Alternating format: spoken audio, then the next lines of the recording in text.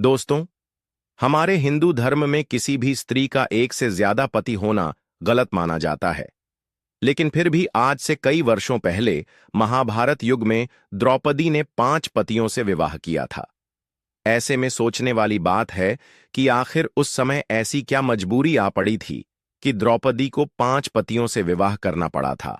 और सबसे जरूरी, द्रौपदी ने अपने 5 पतियों के साथ पत्नी धर्म कैसे निभाया। दोस्तों, क्या आप जानते हैं, महाभारत में द्रौपदी के चीर हरण करने के बाद द्रौपदी के साथ कौरवों ने क्या किया था।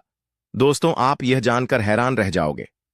5 पांडवों के अलावा द्रौपदी किसी और से भी प्रेम करती थी, जिसका नाम सुनकर आप दंग रह जाएंगे। और द्रौपदी ने क्यों दिया था कुत्ते को इतना बड़ा श्राप, जिसकी वजह से कुत्ते आज भी खुले में सहवाग करते। दोस्तों, द्रौपदी से जुड़े ऐसे कई सवाल हैं जो उसके चरित्र पर प्रश्न चिन्ह लगाते हैं। अगर आप भी द्रौपदी के जीवन से जुड़े रहस्यों को जानना चाहते हैं तो वीडियो में अंत तक जरूर बने रहिएगा।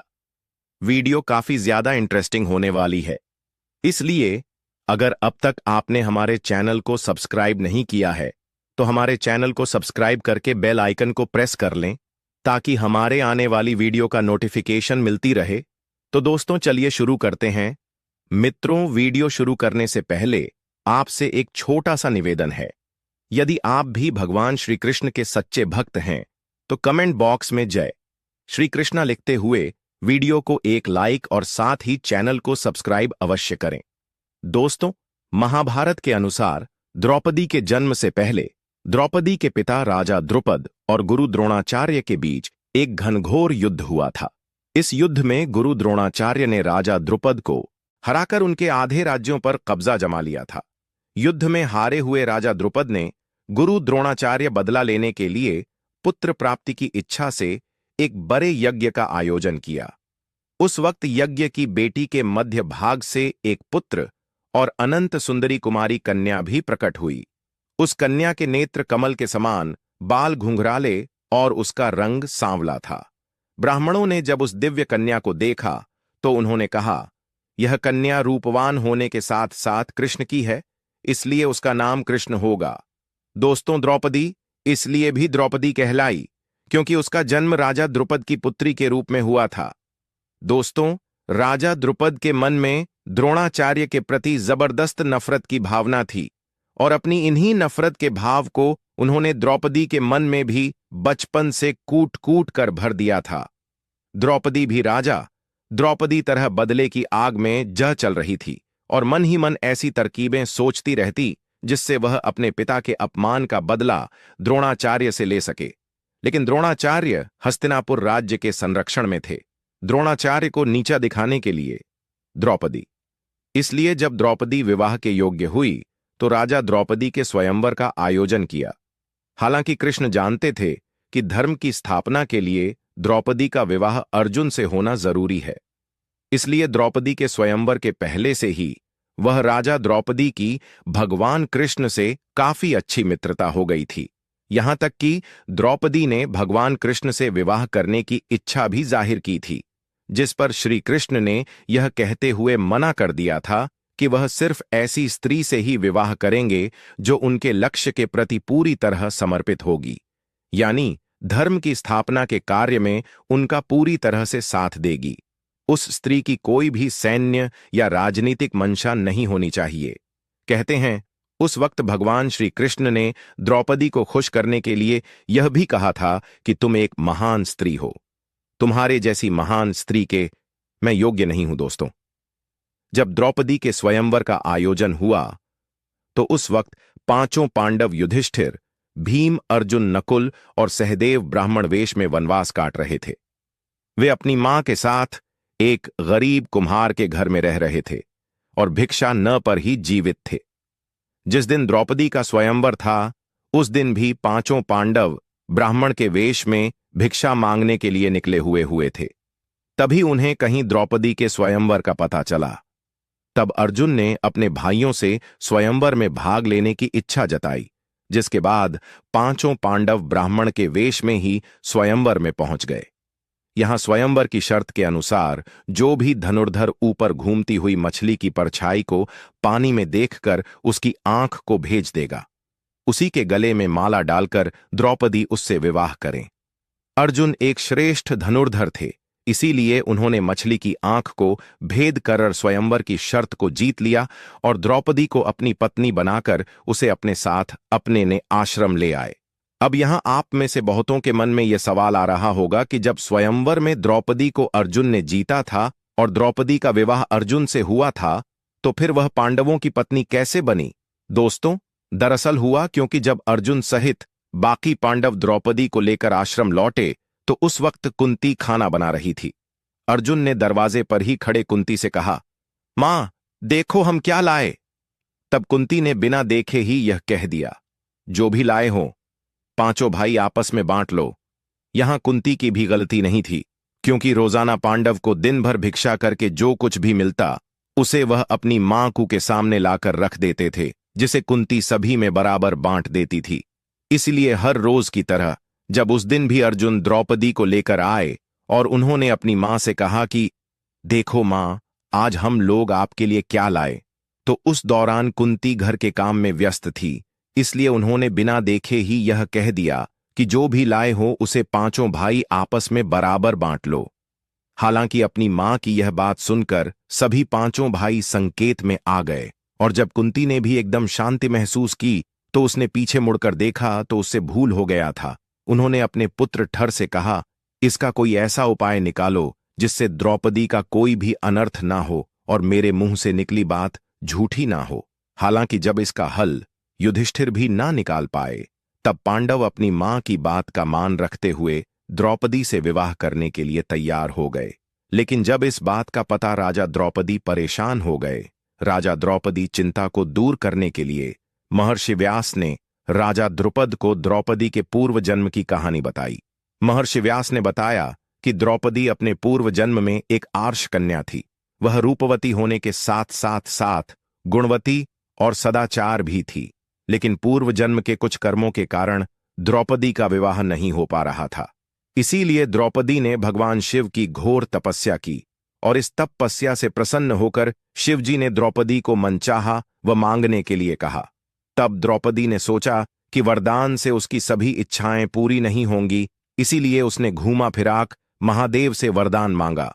द्रौपदी ने महादेव से कहा, हे प्रभु, मेरा विवाह किसी ऐसे व्यक्ति से हो जो धर्म का सबसे बड़ा झाता हो, जो सबसे अधिक बलवान हो, जो किसी विद्या में कौशल हो, जिसे नक्षत्रों का ज्ञान हो और जो सबसे अधिक सुंदर हो। द्रौपदी ने की दिखाते हुए यहां 5 वरदान को एक वरदान बनाकर मांगा। हालांकि महादेव द्रौपदी के मन की बात को समझ गए थे, लेकिन उन्होंने द्रौपदी को पहले ही मनचाहा वरदान देने का वचन दे दिया था। इसलिए महादेव ने द्रौपदी से कहा कि तेरी चालाक को मैं भली भांति समझ चुका हूं, इसीलिए अब तुझे अगले जन्म में 1 नहीं 5 पति मिलेंगे। यह सुनकर द्रौपदी चिंतित हो जाती है और महादेव से प्रार्थना करती हैं कि हे प्रभु, मैं आपकी कृपा से केवल एक ही पति चाहती हूं। इस पर शिवजी ने कहा, मेरा वरदान व्यर्थ नहीं जा सकता, इसीलिए तुझे 5 पति प्राप्त होंगे। भगवान शिव के वरदान स्वरूप द्रौपदी को इस जन्म में 5 पति प्राप्त हुए हैं। दोस्तों, इस कहानी को सुनने के बाद राजा द्रौपदी बेटी द्रौपदी का विवाह 5 पांडवों के साथ करने को राजी हो जाते हैं।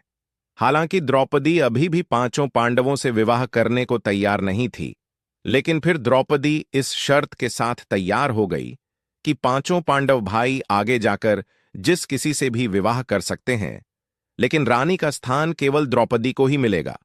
कहा जाता है कि द्रौपदी के इस शर्त को मानने के लिए पांडव तैयार हो गए थे, जिसके बाद सबसे पहले द्रौपदी का विवाह सबसे बड़े भाई युधिष्ठिर के साथ किया गया और उस रात द्रौपदी ने युधिष्ठिर के साथ अपना पत्नी धर्म निभाया। उसके अगले दिन द्रौपदी का विवाह भीम के साथ हुआ। द्रौपदी ने भीम के साथ अपना पत्नी धर्म निभाया। इस तरह द्रौपदी की शादी बाकी भाइयों से भी की गई और सभी के साथ उसने अपना पत्नी धर्म निभाया। अब यहां सोचने वाली बात यह है कि जब द्रौपदी का विवाह सबसे पहले युधिष्ठिर से हुआ और द्रौपदी ने उसके साथ अपना पत्नी धर्म निभाया, तो फिर बाकी पांडव भाइयों के साथ द्रौपदी ने अपना पत्नी धर्म कैसे निभाया? तो दोस्तों, दरअसल द्रौपदी हर बार पत्नी धर्म निभाने में समर्थ थी, क्योंकि द्रौपदी को महर्षि वेद व्यास से आज जीवन कौमार्य यानी कुंवारेपन का आशीर्वाद मिला था। इसलिए जब भी द्रौपदी पांडवों में से किसी एक भाई के साथ समय बिताने के बाद दूसरे भाई के पास जाती थी तो द्रौपदी वापस से कुंवारी हो जाती थी। कहते हैं, पांचों पांडव की विवाह के बाद एक दिन देवर्ष नारद पांचों पांडवों से मिलने आए और पांडवों के भविष्य को लेकर चिंता जताते हुए धर्मराज युधिष्ठिर और अन्य पांचों पांडवों से कहते कि द्रौपदी, तुम 5 भाइयों की पत्नी है, इसलिए तुम लोगों को द्रौपदी को लेकर नियम बना लेना चाहिए कि कौन भाई कितने वक्त तक द्रौपदी के साथ समय व्यतीत करेगा। नारद मुनि की यह बात सुनकर राज युधिष्ठिर नारद मनीषा से कहते हैं कि हे प्रभु, हम पांचों भाइयों में आज तक कभी भी द्रौपदी को लेकर कोई मनमुटाव नहीं हुआ और फिर मुझे पूरी उम्मीद है कि भविष्य में भी हमारे बीच ऐसा कुछ नहीं होगा, लेकिन हम आपकी बात नहीं टाल सकते, इसीलिए मैं द्रौपदी को लेकर आज ही नियम बनाऊंगा।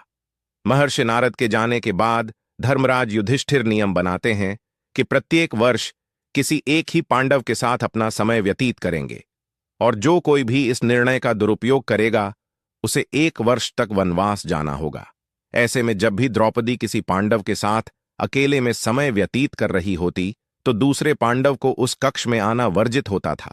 वहीं इसी दौरान एक ऐसी घटना घटित हो गई जिसकी वजह से कुत्ते को यह श्राप मिला कि सहवाग करते समय उनको पूरी दुनिया देखेगी जी। दरअसल पांडवों ने नियम बनाया था कि जब भी कोई एक पांडव द्रौपदी के कक्ष में जाया करता था तो वह अपनी द्वार पर उतार दिया करता था ताकि उनके भाई पादुका देख कक्ष में प्रवेश न करें। हालांकि एक बार जब अर्जुन अपनी पादुका प्रवेश द्वार के बाहर उतार द्रौपदी के संग प्रेम प्रसंग में लीन थे, तभी द्वार पर एक कुत्ता आया और खेल खेल में उस कुत्ते ने अर्जुन की पादुका उठा ली और उसे लेकर वह पास के जंगल में जाकर उसके साथ खेलने लगा। इसी बीच भीम अपने कक्ष की ओर प्रस्थान कर रहे थे तो उन्होंने देखा कि द्रौपदी के कक्ष के बाहर कोई पादुकाई नोरू की ई है। उसके बाद दोनों भाई कक्ष के बाहर गए और उन्होंने पादकों को खोजना शुरू कर दिया। ढूंढते हुए पास के जंगल में पहुंच गए। उन्होंने देखा कि एक कुत्ता अर्जुन की पादुका होकर साथ खेल रहा है। ऐसे में द्रौपदी इस बात से बहुत ही लज्जित महसूस कर रही थी और उतनी ही क्रोधित भी थी। ऐसे में उन्होंने क्रोध में आकर कुत्तों को यह श्राप दे दिया कि जैसे आज मुझे भीम ने सहवाग करते देखा है उसी तरह तुम्हें सारी दुनिया सहवाग करते देखेगी। बस यही श्राप के चलते को खुले में सहवाग करते हैं। दोस्तों, ऐसा भी बताया जाता है कि स्वर्ग यात्रा के दौरान जब खाई में गिरकर द्रौपदी की मृत्यु हो गई थी तब भीम ने अपने बड़े भाई युधिष्ठिर से यह पूछा था कि द्रौपदी ने अपने जीवन में कभी कोई पाप नहीं किया, फिर वह हमारे साथ स्वर्ग क्यों नहीं जा सकी। जिसका जवाब देते हुए युधिष्ठिर भीम से यह द्रौपदी हम पांचों पांडव भाइयों में से सबसे ज्यादा प्यार अर्जुन से करती, जिसे उसने हमसे छुपा कर रखा था, और यही वजह है कि वह स्वर्ग तक नहीं जा सकी। परंतु दोस्तों, बताया यह भी जाता है कि द्रौपदी ने कर्ण के प्रेम का रहस्य भी छुपाया था। दोस्तों, बताया जाता है कि द्रौपदी जब वनवास का 12वां वर्ष काट रही थी तो एक दिन वह 5 पांडवों के साथ जंगल से गुजर रही थी, जहां उन्होंने एक जामुन का वृक्ष देखा और जामुन के वृक्ष में जामुन का गुच्छा लटक रहा था। जामुन के गुच्छे को देखते ही द्रौपदी ने उसे तोड़ दिया। तभी वहां श्री कृष्ण ने प्रकट हुए और उन्होंने द्रौपदी को बताया कि एक साधु अपना 12 वर्ष का उपस खत्म करके उसे खाने वाला था। सौरभ, तुम्हें उस साधु के श्राप का शिकार होना पड़ेगा। इसी के साथ ही श्री कृष्ण यह कहा कि यदि जामुन के वृक्ष के नीचे जाकर कि तुम अपने जीवन का एक ऐसा सत्य बोलोगी जिसे तुमने सबसे छुपाया हो तो उस पैर पर जामुन का गुच्छा वापस लग जाएगा। पांचों पांडव के एक एक बार सत्य बोलने के बाद जबकि बारी आई तो उन्होंने श्री कृष्ण को बताया कि मेरे पांचों पति मेरे ज्ञानेंद्रियों के समान है, लेकिन इतना शिक्षित होने के बावजूद मेरी वजह से मेरे पतियों को कितना कष्ट सहना पड़ा। जब यह सुनने के बाद भी जामुन के पैर पर वापस से जामुन नहीं लगे तो श्री कृष्ण ने द्रौपदी से कहा कि तुम अभी भी कुछ छुपा रही हो। तब द्रौपदी ने पांचों पांडवों और श्री कृष्ण को यह बताया कि जब मेरा विवाह नहीं हुआ था तब तब पांचों पांडवों के अलावा ऐसा पुरुष भी था जिससे मैं पांचों पांडवों से भी अधिक प्रेम करती थी, और वह पुरुष कोई और नहीं था बल्कि अंगराज कर्ण था। केवल एक सूत पुत्र होने की वजह से मैंने उनसे विवाह नहीं किया। द्रौपदी का यह सच सुनते पांचों पांडव काफी हैरान रह गए और श्री कृष्ण के वादे के अनुसार जामुन का गुच्छा वापस वृक्ष पर लग गया। तो मैं दोस्तों, आप कमेंट करके हमें जरूर बताएगा कि आज की द्रौपदी के बारे में दी गई जानकारी आपको कैसे लगी और आपका क्या कहना है। द्रौपदी के बारे में कमेंट बॉक्स में अपनी राय जरूर दे। धन्यवाद।